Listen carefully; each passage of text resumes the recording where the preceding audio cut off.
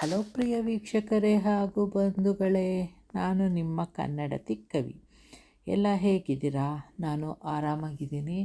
ಆರಾಮು ಅಂದರೆ ಯಾಕೆ ಹೇಳ್ತೀರಾ? ಹೊರಗೆ ಹೋಗೋಕ್ಕಾಗಲ್ಲ, ಎಲ್ಲೂ ಇದು ಮಾಡೋಕ್ಕಾಗಲ್ಲ, ಆ ಥರ ವೆದರು. ಇವತ್ತು ತುಂಬಾ ಗುಡುಗು ಮಿಂಚು ಎಲ್ಲ ಇತ್ತು ಮಧ್ಯಾಹ್ನ.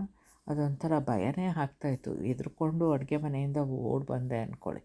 ಆ ಥರ ಏನೋ ಗುಡುಗಿಗೆ ಸೌಂಡಿಗೆ ತುಂಬಾ ಭಯ ಅಂದರೆ ಭಯ ಮುಂಚೆಯಿಂದನೂ. ಇವತ್ತು ಇನ್ನೊಂದು ಡಿಸೈನು. ಈ ಡಿಸೈನು ಎಷ್ಟು ಸಿಂಪಲ್ ಅಂತ ಅಂದರೆ ಯಾರು ಬೇಕಾದರೂ ಕಣ್ಮುಚ್ಕೊಂಡು ಹಾಕ್ಬಿಡ್ಬೋದು ಒಂದು ಸಲ ನೋಡಿಕೊಂಡ್ರೆ. ಆ ಥರ ನಾನೇ ಅಷ್ಟು ಸಿಂಪಲ್ಲಾಗಿ ಹಾಕ್ಕೊಂಡು ಹೋಗ್ತಾ ಇರುವಾಗ ಇನ್ನು ಸ್ವಲ್ಪ ಗೊತ್ತಿರೋರಿಗೆಲ್ಲ ಅದು ತುಂಬಾ ಈಸಿ. ನನ್ನ ಮಗನೇ ನೋಡಿಬಿಟ್ಟು ಏನು ಇಷ್ಟೊಂದು ಅವನಿಗೆ ಯಾವಾಗಲೂ ತೋರಿಸ್ತೀನಿ. 2 ಡಿಸೈನ್ ಬರೆದ್ಬಿಟ್ಟು ಒಂದು ಸಲ ಬುಕ್ಕಲ್ಲಿ ಇದು ಮಾಡ್ಕೊಂಡು, ಯಾಕೆ ಅಂತಂದರೆ ನಂಗೆ ಕನ್ಫ್ಯೂಸ್ ಆಗಬಾರ್ದಲ್ವ ವೀಡಿಯೋ ಮಾಡುವಾಗ. ಅದಕ್ಕೆ ತೋರಿಸ್ತೀನಿ, ಯಾವ್ದು ನೋಡು ಹಾಕಲಿ, ಯಾವ್ದು ಚೆನ್ನಾಗಿದೆ ಅಂತ ಹೇಳಿದ್ರೆ ಇದು ಸಿಂಪಲ್ಲಾಗಿ ಚೆನ್ನಾಗಿದೆ ಅಂತ ಅಂದ. ಇನ್ನೊಂದು ಕಾಂಪ್ಲಿಕೇಟೆಡ್ ಆಗಿದೆ ಅಮ್ಮ ಅಂತ ಅಂದ. ಆಮೇಲೆ ಕಾಂಪ್ಲಿಕೇಟೆಡ್ನ ಆಮೇಲೆ ಇಟ್ಕೊಳ್ಳೋಣ ಇನ್ಯಾವಾಗಲಾದರೂ ಅಂದ್ಬಿಟ್ಟು ಇದನ್ನು ತೋರಿಸೋದಕ್ಕೆ ಶುರು ಮಾಡಿದೆ. ಇದು ಕಳಸ. ಯಾಕೆ ಅಂದರೆ ನಾವು ಹಿಂದೂಗಳೆಲ್ಲ ಕಳಸ ಅಂತಂದರೆ ನಮಗೆ ತುಂಬ ಒಡನಾಟ ಜಾಸ್ತಿ ಅಲ್ವ. ಏನೇ ಪೂಜೆ ಆಗಲಿ, ಏನೇ ಮಾಡೋದಕ್ಕಿದಾದರೂ ನಾವು ಫಸ್ಟು ಕಳಸನೇ ತಾನೇ ಇದು ಮಾಡೋದು. ಅದಕ್ಕೆ ಕಳಸ ಅಂತ ಏನೋ ಆ ಶೇಪ್ ತುಂಬ ಇಷ್ಟ ಆಗ್ತಾಯಿತ್ತು, ಆ ತೆಂಗಿನಕಾಯಿ ಇದು ಎಲ್ಲ. ಅದಕ್ಕೆ ಅದನ್ನು ಕಳಸದ ಯಾವುದಾದ್ರೂ ರಂಗೋಲಿ ಮಾಡೋಣ ಅಂದಾಗ ಸಡನ್ನಾಗಿ ಇದು ನೆನಪು ಬಂತು. ಆಮೇಲೆ ಇದು 50x18 ಸುಮಾರು ಕಾಂಪ್ಲಿಕೇಟೆಡ್ ಆಗಿರೋದು ಇದೆ ಅಲ್ವಾ. ಆದರೆ ಇದಂತೂ ತುಂಬ ಅಂದರೆ ತುಂಬ ಈಸಿ ಆಯಿತು. ಆದರೂ ಈಸಿಲಿ ನನಗೆ ಏನಾಯಿತು ಅಂತಂದರೆ ಏನೋ ಯೋಚನೆ ಬಂತು ತಲೆಗೆ. ಆಗ ಆ ಯೋಚನೆ ಬಂದಾಗ 2 ತಪ್ಪುಗಳು ಮಾಡಿದೆ, ಒಂದಾದಮೇಲೆ ಒಂದು. ಆದರೂ ಅದನ್ನು ಸರಿಪಡಿಸ್ಕೊಂಡೆ ನಾನು ಪೇಂಟ್ ಮಾಡುವಾಗ. ಅದೇ ನನ್ನ ಚಳಕ ಅನಿಸುತ್ತೆ ಒಂಥರ. ಆಮೇಲೆ ಇವತ್ತು ಏನು ಆಕ್ಲೆಂಡ್ ಬಗ್ಗೆ ಹೇಳಬೇಕಲ್ವಾ. ನ್ಯೂಜಿಲ್ಯಾಂಡಲ್ಲಿ ಇವತ್ತು ಡೊಮೇನ್ ಬಗ್ಗೆ ಹೇಳ್ತೀನಿ. ಡೊಮೇನ್ ಅಂತಂದರೆ ಈಗ ಅಟ್ ಪ್ರೆಸೆಂಟ್ ಅದು ಮ್ಯೂಸಿಯಮ್ಮು. ಹೇಗೆ ಅಂತಂದರೆ ಅಥವಾ ವ್ಯೂ ಪಾಯಿಂಟ್ ಅಂತಲೂ ಅಂದ್ಕೋಬೋದು ನಾವು. ಆ ಡೊಮೇನ್ ಮುಂದೆ ನಿಂತ್ಕೊಂಡು, ಅದು ಸ್ವಲ್ಪ ಹೈಟಲ್ಲಿದೆ, ನಿಂತ್ಕೊಂಡು ನಾವೇನಾದರೂ ನೋಡಿದ್ರೆ ಆ ಕಡೆ ಸೈಡ್ ಹಾರ್ಬರ್ ಕಾಣುತ್ತೆ, ಈ ಕಡೆ ಸಮುದ್ರ ಕಾಣುತ್ತೆ. ಎಲ್ಲ ಒಂಥರ ಕಣ್ಣಿಗೆ ಮನೋಹರವಾಗಿರುತ್ತೆ ಆ ಸೀನಿಕ್ ವ್ಯೂಗಳು ಎಲ್ಲ. ಅಷ್ಟು ತುಂಬ ಚೆನ್ನಾಗಿದೆ. ಆಮೇಲೆ ಏನು ಅಂತಂದರೆ ಅದಷ್ಟು ಚೆನ್ನಾಗಿದೆ ಅಲ್ವಾ. ಆದರೂ ಅದಕ್ಕೆ ನಾವು ಆಕ್ಲ್ಯಾಂಡ್ ಅವರೇ ಅಂತ ಏನಾದರೂ ಪ್ರೂಫ್ ತೋರಿಸಿದ್ರೆ ನಮಗೆ ಫ್ರೀ ಎಂಟ್ರಿ ಅಲ್ಲಿಗೆ. ಆಕ್ಲ್ಯಾಂಡ್ ಅಲ್ಲದೆ ಬೇರೆಯವರು ಔಟ್ಸೈಡರ್ಸ್ ಇದ್ದರೆ ಅವರು ಎಂಟ್ರೆನ್ಸ್ ಫೀಸನ್ನು ಪೇ ಮಾಡಬೇಕು. ಇದು 3 ಸ್ಟೋರಿ ಬಿಲ್ಡಿಂಗು. ಒಂದೊಂದು ಫ್ಲೋರಲ್ಲೂ ಒಂದೊಂದು ಇದೆ. ಒಂದು ಪ್ರಾಚೀನ ವಸ್ತುಗಳದ್ದು, ಇನ್ನೊಂದು ಕಡೆ ಮೀನುಗಳದ್ದಿದೆ. ಆಮೇಲೆ ಇನ್ನೊಂದು ಆ್ಯನಿಮಲ್ಸ್ ಅಂತಂದರೆ ಅಲ್ಲಿ ಮೇನ್ ಅಟ್ರ್ಯಾಕ್ಷನು ಏನು ಮಾಡಿದ್ದಾರೆ, ಒಂದು ಕಡೆ ಇದು ಬರ್ಡ್ಸ್ಗಳನ್ನ ಹಾಗೇ ಕಟ್ಟಿದ್ದಾರೆ ಒಂಥರ ದಾರದಲ್ಲಿ ಸ್ವಿಂಗ್ ಆಗುವಾಗೆ. ಅದು ಒಂಥರ ಚೆನ್ನಾಗಿದೆ. ಆಮೇಲೆ ಒಂದು ಎಂಟ್ರೆನ್ಸಲ್ಲೇ ಒಂದು ಆನೆನ ನಿಲ್ಲಿಸ್ಬಿಟ್ಟಿದ್ದಾರೆ ಹಾಗೇ. ಅಂದರೆ ಎಲ್ಲ ಸತ್ತಿರೋದು, ಅದನ್ನು ತೆಗೆದು ಎಲ್ಲ ಮಾಡಿ ಅದನ್ನು ಇದು ಔಟರ್ ಇದು ಲೇಯರ್ನ ಇಟ್ಕೊಂಡು ಇದು ಮಾಡಿರೋದು ಸ್ಟಫ್ಡು. ಅದು ತುಂಬ ಚೆನ್ನಾಗಿದೆ. ಒಂದು ದಿನವೆಲ್ಲ ಟೈಮ್ ಪಾಸ್ ಮಾಡ್ಬೋದು. ಒಂದೊಂದು ಸಲ ಮಕ್ಕಳ ಜೊತೆ ಹೋದರೆ ಅವ್ರಿಗೆ ಬೋರಾಗೋಗುತ್ತೆ, ಆದರೆ ಅವರು ಒಂದು ಕಡೆ ತುಂಬ ಚೆನ್ನಾಗಿ ಟೈಮ್ ಸ್ಪೆಂಡ್ ಮಾಡ್ತಾರೆ. ಇನ್ನೊಂದು ಒಂದು ರೂಮ್ ಆಗಿದೆ. ಅಂದರೆ ರೂಮ್ ಅಂತಂದರೆ ಅದು ದೊಡ್ಡ ರೂಮು, ಒಂಥರ ಪಾರ್ಟಿ ರೂಮ್ಗಳಿದ್ದಂಗೆ ಆ ಥರ, ಅಷ್ಟು ದೊಡ್ಡದು. ಆ ರೂಮಲ್ಲಿ ಎಲ್ಲ ಒಂದು ಸಣ್ಣ ಒಂದು ಶೆಲ್ ಇದ್ರದ್ದು ಹುಳದಿಂದ ಹಿಡಿದು ದೊಡ್ಡದರ ತನಕ ಅದನ್ನು ಪ್ರಿಸರ್ವ್ ಮಾಡಿಟ್ಟಿದ್ದಾರೆ. ಕೋತಿ, ಚಿಂಪಾಂಜಿ ಅದು ಎಲ್ಲ ಒಂಥರ, ಅದು ಚೆನ್ನಾಗಿದೆ. ಆಮೇಲೆ ಇನ್ನು ಇದು ಬೈನಾಕ್ಯುಲರಲ್ಲಿ ನಾವು ಫೋಕಸ್ ಮಾಡ್ಬೋದು. ಈ ಬ್ಯಾಕ್ಟೀರಿಯಾಗಳದ್ದು ಸಣ್ಣದು ಮೈನ್ಯೂಟದು ಇರುತ್ತಲ್ಲ ಏನಾದರೂ, ಅದನ್ನು ಫೋಕಸ್ ಮಾಡ್ಕೊಂಡು ನೋಡೋದಕ್ಕೂ ಚೆನ್ನಾಗಿದೆ ಅಲ್ಲಿ. ಅಲ್ಲಿ ಇದು ಮೈಕ್ರೋಸ್ಕೋಪ್ ಎಲ್ಲ ಇಟ್ಟಿರೋದ್ರಿಂದ ಇದು ಆಯಿತಾ. ಫಸ್ಟು ಒಂದು ಸಲ ಯಾವಾಗ ಹೋದೆ ಅಲ್ಲಿಗೆ ಮ್ಯೂಸಿಯಮ್ಗೆ ಅಂತಂದರೆ, ನನ್ನ ದೊಡ್ಡ ಮಗ ಒಂದು 3 ಮಂತ್ಸ್ 3.5 ಮಂತ್ಸ್ ಇದ್ದಾಗ ಅಮ್ಮ ಅಪ್ಪನ ಜೊತೆ ಪೇರೆಂಟ್ಸ್ ಜೊತೆ ಅಲ್ಲಿಗೆ ಹೋದೆ. ಆ ಮಗುನ ಕರ್ಕೊಂಡು ಅವ್ರಿಗೆ ಇಷ್ಟ ಆಯಿತು. ಆಮೇಲೆ ಅವ್ರಿಗೆ ಏನೋ ಒಂದು, ಆಮೇಲೆ ಅಲ್ಲಿ ನಾವು ಹಸ್ಬೆಂಡ್ ನಮ್ಮನ್ನು ಬಿಟ್ಟರು. ಆಮೇಲೆ ಅವ್ರಿಗೆ ಕೆಲಸ ಇತ್ತು ಅಂತ ಹೊರಟೋದ್ರು. ಆಗ ಅಮ್ಮ ಅಂತಂದರೆ, ನಾನು ಬಸ್ ಎಕ್ಸ್ಪೀರಿಯೆನ್ಸ್ ಮಾಡಬೇಕು ಇಲ್ಲಿ ಅಂತ ಅಂದರು. ಸರಿ ಅಂದ್ಬಿಟ್ಟು ನಾವು ಟ್ಯಾಕ್ಸಿ ತೊಗೊಂಡು ಡೊಮೇನಿಂದ ನ್ಯೂ ಮಾರ್ಕೆಟಿಗೆ ಬಂದ್ವಿ. ನ್ಯೂ ಮಾರ್ಕೆಟ್ ಅಂದರೆ ಹತ್ರ ಅಲ್ಲಿ. ನಂಗೆ ಅದು ಗೊತ್ತಿರಲಿಲ್ಲ. ನ್ಯೂ ಮಾರ್ಕೆಟಿಗೆ ಬಂದರೆ ಎಷ್ಟು ಅಂತಂದರೆ ಟ್ಯಾಕ್ಸಿ ಅವ್ನು ಬರೀ $6 ತೊಗೊಂಡ ಆ ಕಾಲದಲ್ಲಿ ಅಷ್ಟೇ ಟ್ಯಾಕ್ಸಿಗೆ.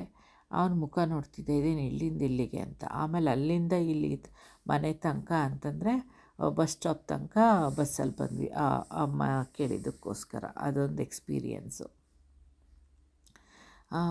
ಇದು ಆಮೇಲೆ ಇನ್ನೊಂದು ಸಲ ಇದು ಸ್ಕೆಲಿಟನ್ ಇದನ್ನು ತರಿಸಿದ್ರು, ಏನೋ ಡೈನೋಸಾರ್ದು. ಅದನ್ನೆಲ್ಲ ಸಿಕ್ಕಿರೋ ಇದನ್ನು ತಂದು ಅದನ್ನು ಜೋಡಣೆ ಮಾಡಿ ಇಟ್ಟಿದ್ದೀವಿ ಅಂತ. ಅದಕ್ಕೆ ನೂಕು ನುಗ್ಗಲು ಮಕ್ಕಳು ಎಲ್ಲ ನಾವು ಹೋಗಿದ್ವಿ ಮಕ್ಕಳ ಜೊತೆ.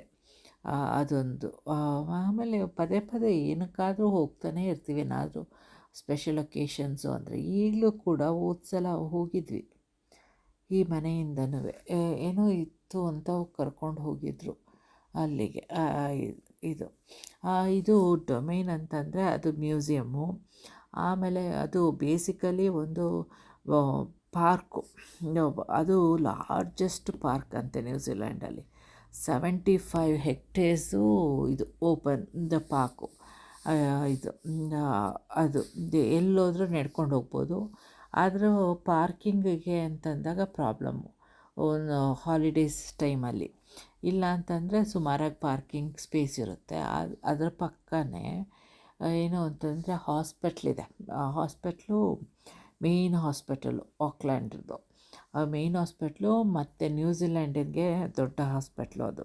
ಪಕ್ಕನೇ ಇರೋದರಿಂದ ಇಲ್ಲಿ ಚಾರ್ಜ್ ಇರಲ್ವಲ್ಲ ಅಂದ್ಬಿಟ್ಟು ಅವರೆಲ್ಲ ಬಂದು ಆಲ್ಮೋಸ್ಟು ಪಾರ್ಕಿಂಗ್ ಇಲ್ಲೇ ಮಾಡಿಬಿಡ್ತೀವಿ. ನಾವು ಏನಾದರೂ ಟೆಸ್ಟ್ ಇದೆ, ಇದಕ್ಕೆ ಹೋಗಬೇಕು, ಹಾಸ್ಪಿಟ್ಲ್ದು ಅಪಾಯಿಂಟ್ಮೆಂಟ್ ಇದೆ ಅಂತಂದಾಗ ಅಲ್ಲಿ ಪಾರ್ಕ್ ಮಾಡಿ ನಡ್ಕೊಂಡು ಹೋಗ್ತೀವಿ. ಒಂದು 5-10 ನಿಮಿಷ ನಡ್ಕೊಂಡು ಅಲ್ಲಿಗೆ ಹಾಸ್ಪಿಟ್ಲಿಗೆ ಹೋಗೋದಕ್ಕೆ ಅದು. ಆಮೇಲೆ ಇನ್ನೊಂದು ಏನು ಅಂತಂದರೆ, ಇದು ಡೊಮೇನ್ದು ನೆನಪಿರೋದು ನನಗೆ, ನಂದು ಡೆಲಿವರಿ ಟೈಮು ಇದು ಫಸ್ಟ್ನೇ ಡಾಕ್ಟ್ರೇ ಹೇಳಿದ್ರು, ಫಸ್ಟು ವೆಯ್ಟು ಸ್ವಲ್ಪ ಕಡಿಮೆ ಆಗೋಯ್ತಲ್ಲ, ಸೊ ಅದಕ್ಕೆ ಮುಂಚೆನೇ ಬಂದು ಅಡ್ಮಿಟ್ ಆಗಿಬಿಡು ಅಂತಂದು. ಸರಿ ಅಂತ ಹೋದ್ವಿ. ಹೋದರೆ ಬೆಳಗ್ಗೆ ಹೋದ್ವಿ. ಅಮ್ಮ ಎಲ್ಲ ಜೊತೆಗೆ ಬಂದರು.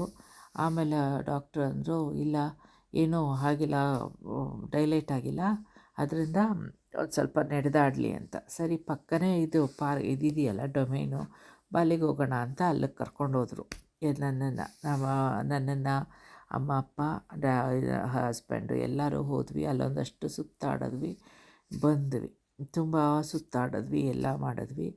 ಏನೂ ಆಗಲಿಲ್ಲ ಅವತ್ತು, ಡೆಲಿವರಿ ಆಗಲಿಲ್ಲ. ನಾವು ಫಸ್ಟ್ ಆಫ್ ಆಲು ಬೇಡ್ಕೊಂಡಿದ್ದ ದೇವರನ್ನ ಇವತ್ತೇನೂ ಆಗೋದು ಬೇಡ ಅಂತ. ಯಾಕೆ ಅಂತಂದರೆ ಅದು ಏಪ್ರಿಲ್ 1.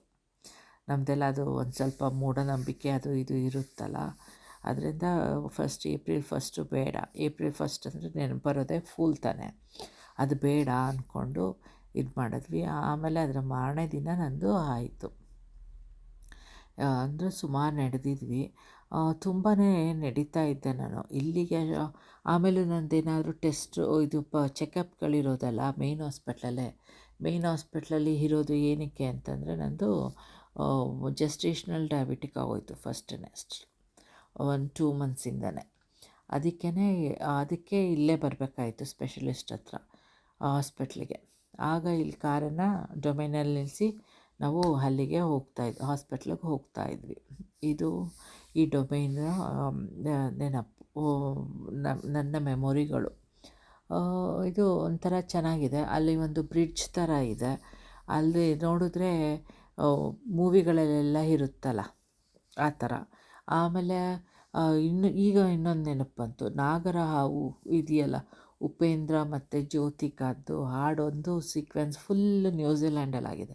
ಅದರಲ್ಲೊಂದು ಬ್ರಿಡ್ಜ್ ಥರ ಬರುತ್ತೆ, ಆಮೇಲೆ ಒಂದು ಡಕ್ಕಿಗಳು ಹೋಗುತ್ತೆ, ಅದೆಲ್ಲ ಇದೆ. ಡೊಮೈನಲ್ಲೇ ಅದು ಶೂಟ್ ಮಾಡಿರೋದು. ಅದನ್ನು ಒಂದು ಸಲ ಗೊತ್ತಾಗ್ತಿರಲಿಲ್ಲ ಪ್ಲೇಸ್ಗಳು ಅದು ಎಲ್ಲ. ಆಗ ಹಸ್ಬೆಂಡು ಇದೇನಿದು ಕ್ರೈಸ್ಟ್ ಚರ್ಚ್ ಅಂತಿದೆಯಲ್ಲ ಅಂತ ನೋಡಿದ್ವಿ. ಆಗ ಫುಲ್ ಹಾಡು ನೋಡಿದಾಗ ಅದು ಡೊಮೇನ್ ಅಂತಲೇ ಗೊತ್ತಾಯಿತು. ಆಕ್ಲೆಂಡದು ಕ್ರೈಸ್ಟ್ ಚರ್ಚು ನ್ಯೂಜಿಲ್ಯಾಂಡ್ದು ಅಂತ. ಇದು ಒಂಥರ ಪಿಕ್ಚರ್ ಸೀನಿಕ್ ವ್ಯೂಗಳು. ನ್ಯೂಜಿಲ್ಯಾಂಡಲ್ಲಿ ಎಲ್ಲೇ ಹೋದರೂ ಅಂತ ಎಲ್ಲ ಕಡೆನೂ ಎಲ್ಲೇ ಹೋದರೂ ನೀವು ಒಂದು ಬೆಟ್ಟ ಕಾಣುತ್ತೆ, ಒಂದು ಗುಡ್ಡ ಕಾಣುತ್ತೆ, ಪಾರ್ಕ್ಗಳು ಒಂದೊಂದು ಏರಿಯಾಗೂ ಸುಮಾರು ಪಾರ್ಕ್ಗಳಿರುತ್ತೆ ಮಕ್ಕಳಿಗೆ ಆಟ ಆಡೋದಕ್ಕೆ. ಯಾಕೆ ಅಂತಂದರೆ ಇಲ್ಲಿ ಫಿಸಿಕಲ್ ಆ್ಯಕ್ಟಿವಿಟಿಗೆ ತುಂಬ ಇದು ಕೊಡ್ತಾರಲ್ವ, ಅದು ಇಂಪಾರ್ಟೆನ್ಸು. ಅದರಿಂದ ಆ ಥರ. ಆಮೇಲೆ ಇಲ್ಲಿ ಬೇಸಿಕಲಿ ಏನು ಮೌರೀಸ್ಗಳು ಒರಿಜಿನಲ್ ಲೋಕಲ್ಗಳಾದ್ರೂ ಈ ಇವ್ರುಗಳು ವೈಟ್ ಪೀಪಲ್ ಬಂದು ಇಂಡಿಯಾದಲ್ಲಿ ಬ್ರಿಟಿಷರ್ಸ್ ಬಂದಿದ್ರಲ್ಲ, ಆ ಥರ ಈ ವೈಟ್ ಪೀಪಲ್ ಬಂದು ಏನು ಮಾಡಿದ್ರು, ಅವರು ಎಲ್ಲದನ್ನು ಆಡಳಿತ ಅವ್ರು ತೊಗೊಂಡ್ರು. ನಮಗೆ ಹೇಗೆ ಬ್ರಿಟಿಷರು ಮಾಡಿದ್ರು ಆ ಥರ. ಆದರೆ ನಾವು ಇಂಡಿಪೆಂಡೆನ್ಸ್ ತೊಗೊಬಿಟ್ವಿ ಇಂಡಿಯಾದಲ್ಲಿ, ಇವರು ಅದು ತೊಗೊಳ್ಳಿಲ್ಲ. ಅದಕ್ಕೆ ಅವ್ರು ಏನು ಮಾಡಿದ್ರು, ಅವ್ರಿಗೆ ಸವಲತ್ತು ಅಂದರೆ ಎಲ್ಲದನ್ನು ಫ್ರೀಯಾಗಿ ಕೊಡೋಕ್ಕೆ ಶುರು ಮಾಡಿದ್ರು. ನಿಮಗೆ ಇಷ್ಟು ಈ ಥರ ಅಂತ. ಆಗ ಅವ್ರು ಏನು ಮಾಡಿದ್ರು, ಲೋಕಲ್ಗಳು ಎಲ್ಲ ಫ್ರೀಯಾಗೇ ಸಿಕ್ಕುವಾಗ ಏನಕ್ಕೆ ಅಂತ ಅಂದ್ಬಿಟ್ಟು ಅವರು ಈಸಿ ಗೋ ಆಗೋದ್ರು. ಏನೂ ಕಷ್ಟಪಡ್ತಿರ್ಲಿಲ್ಲ ಓದೋದಕ್ಕೆ, ಏನಕ್ಕೂ ಇದಿಲ್ಲ. ಅವ್ರದ್ದೆಲ್ಲ ಏನು ಅಂತಂದರೆ ಕಳ್ತನ, ಆ ಥರ ರೌಡಿಸಮ್ಮು, ಆ ಥರ ಗುಂಡಾಗಿರಿಗಳ ಥರ ಇದು ಮಾಡಿಕೊಂಡ್ರು. ಅದರಿಂದ ಅವರು ಬ್ಯಾಕ್ವರ್ಡ್ ಆಗೋದ್ರು. ಯಾವುದೇ ಒಳ್ಳೆ ಪೋಸ್ಟು ಏನೇ ಅಂತಂದರೂ ಎಲ್ಲ ವೈಟ್ ಪೀಪಲ್ಗಳೇ ಹೆಚ್ಚಿಗೆ ಇಂಪಾರ್ಟೆನ್ಸು ಅದೇ ಕೊಡೋದು. ಹಾಗೆ ಆ ಥರ ಮಾಡಿಕೊಂಡ್ರು. ಒಂದೊಂದು ಸಲ ಅವರಿಗೆ ಎಲ್ಲ ಫ್ರೀ ಕೊಟ್ಬಿಡ್ತಾರೆ. ಏನೋ ಒಂದು ವಾರಕ್ಕೆ ಅವರಿಗೆ ಅಂತ ಒಬ್ಬರಿಗೆ ಅಂತ $200 ಎಷ್ಟೋ ಕೊಟ್ಕೋತಾರೆ. ಅದು ಅಲ್ಲದೆ ಇನ್ನು ಬೇರೆ ಏನಾದರೂ ಅವ್ರಿಗೆ ಬೇಕು ಅಂತಂದರೆ ಆಮೇಲೆ ಒಂದು $3000 ಇಯರ್ಲಿ ಅವ್ರಿಗೆ ಡೆಂಟಲ್ ಇದ್ರ ಬಗ್ಗೆ ಟ್ರೀಟ್ಮೆಂಟ್ ತೊಗೋಬೋದು ಫ್ರೀ. ಇವೆಲ್ಲ ಏನಿಲ್ಲ. ಆಮೇಲೆ ಏನಾದರೂ ತೊಗೋತು ಅಂತಂದರೆ ಅದನ್ನು ಅವರು $200 ಅಂತ ನಾನು ಹೇಳಿದ್ದೀನಿ ಅಷ್ಟೇ, ಅದರಲ್ಲಿ ಕಟ್ ಮಾಡ್ಕೋತಾ ಹೋಗ್ತಾರೆ, ಇಷ್ಟು ಕಟ್ ಮಾಡ್ಬೋದು ನೀವು ಅಂತ. ಆ ಥರ ಎಲ್ಲ ಸವಲತ್ತುಗಳು ಕೊಟ್ಕೊಂಡಿದ್ದಾರೆ. ಆದರೂ ಆ ಸವಲತ್ತುಗಳು ಕೊಟ್ಕೊಂಡು ಅವ್ರನ್ನ ನೋಡಿದ್ರೆ ನಮ್ಮ ಇಂಡಿಯಾನೇ ಬೆಟ್ರು, ನಾವು ಆ ಥರ ಇದಾಗಲಿಲ್ಲ, ಈ ಥರ ಆಗಲಿಲ್ಲ, ಇಲ್ಲ ಅಂದಿದ್ರೆ ಎಲ್ಲದನ್ನು ನೀಟ್ ಮಾಡಿಬಿಟ್ಟು ತಾವಿದಾಗಿ ನಮ್ಮನ್ನೇ ಇದು ಮಾಡಿಬಿಡ್ತಿದ್ರು, ಮೂಲೆ ಗುಂಪು ಮಾಡಿ ತುಳಿತಿದ್ರು ಇನ್ನು ಅನ್ನಂಗೆ. ಆ ಥರ ಅಷ್ಟೆ. ಇವತ್ತು ಇಷ್ಟು ಸಾಕು ಇದರ ಡೊಮೇನ್ ಬಗ್ಗೆ ಹೇಳಿರೋದು. ನಾಳೆ ಮತ್ತೊಂದು ವಿಷಯದ ಬಗ್ಗೆ ಮಾತಾಡ್ತೀನಿ. ನ್ಯೂಜಿಲ್ಯಾಂಡಲ್ಲಿ ಇನ್ನೂ ನೆಕ್ಸ್ಟು ಯಾವ್ಯಾವ ಪ್ಲೇಸು ಚೆನ್ನಾಗಿದೆ, ಎಲ್ಲೆಲ್ಲಿ ವಿಸಿಟ್ ಮಾಡ್ಬೋದು, ಏನೇನು ಅಂತ ಎಲ್ಲ ಹೇಳ್ಕೊಂಡು ಬರ್ತೀನಿ. ನೋಡಿ, ಇದು ಕಂಪ್ಲೀಟೆಡು. ತುಂಬ ಸಿಂಪಲ್ ಅನ್ನಿಸ್ತಿದೆ ಅಲ್ವಾ? ಇದನ್ನು ತುಂಬ ಫಾಸ್ಟಾಗೂ ಇದು ಮಾಡ್ಕೊಂಡು ಹೋಗ್ಬೋದು.